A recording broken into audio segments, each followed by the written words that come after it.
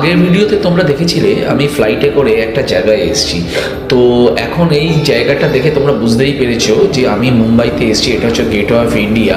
আর মুম্বাইতে এসেছি হচ্ছে অফিসের রিওয়ার্ড রিকগনাইজেশন অনুষ্ঠানে। এটা হচ্ছে আপনাদের রেখেছিল হচ্ছে মুম্বাই তাজ প্যালেস, তাজ হোটেল, যেটা সেটা ভারতবর্ষের অন্যতম হোটেল বা মানে কি বলবো বিশ্বের একটা বড় হোটেলের জায়গা করে নেয়। আর ভেতরে ঢুকেই রিসেপশনে দেখছি এরকম লাইভ শরৎ বাজানো চলছে। আর এই যে মিউজিকটা তোমরা ব্যাকগ্রাউন্ডে শুনতে পাচ্ছ, এটা কিন্তু পুরো একদম লাইভ। এটা কিন্তু কোনো স্ক্রিপ্টেড বা কিছু না, বা কোনো জায়গা থেকে কপি করে না। এই ভদ্রলোক বাজাচ্ছিল। ভেতরের অ্যাম্বিয়েন্সটা নিয়ে নতুন করে বলার কিছু নেই, অসাধারণ। আর এইটা হচ্ছে এই রুমটাতে আমরা ছিলাম, লবি থেকে একটুখানি জাস্ট দেখাবার চেষ্টা করলাম। এই রুমটা দিয়ে ভেতরে ঢুকলাম, এর জন্য একটা আলাদা ভিডিও আছে, তোমরা দেখে নিতে পারবে।